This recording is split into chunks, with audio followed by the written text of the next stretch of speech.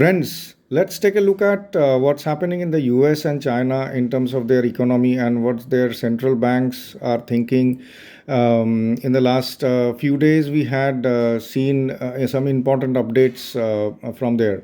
So, we heard Jerome Powell talking about US economy, US unemployment rate going up, and as a result he indicated the importance of the starting the easing cycle, quantitative easing cycle, and he mentioned that rate cuts can be expected in September to combat the labor market situation in the US. So that was a big positive, and the US stock markets as well as the crypto markets shot up tremendously after that towards the Friday afternoon in US. Right. So now after that, if you take a look at the China story, in China we had seen the central bank going for 2 trillion yuan injection into their economy. So that's a tremendous boost in terms of liquidity, and of course the actions in US and China is going to improve the global liquidity to a great extent in the coming week, right?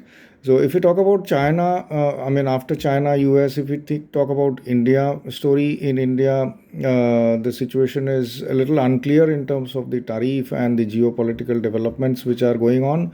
However, if we look at the tariff story, specifically the pharma sector, in the pharma sector there is no tariff, and for obvious reasons, right? Because healthcare in US is dependent upon the pharma exports from India, and obviously US will not like to shoot up their cost of healthcare, right? So we have seen fund managers in India going overweight into pharma in quite a few diversified themes, as well as in the thematics as well, going overweight. And apart from pharma, we have seen like domestic consumption as well as sectors or companies which do not have much of an export, which are expected to do well. So the fund managers are going, overboard in those areas. Of course, the opportunities are there.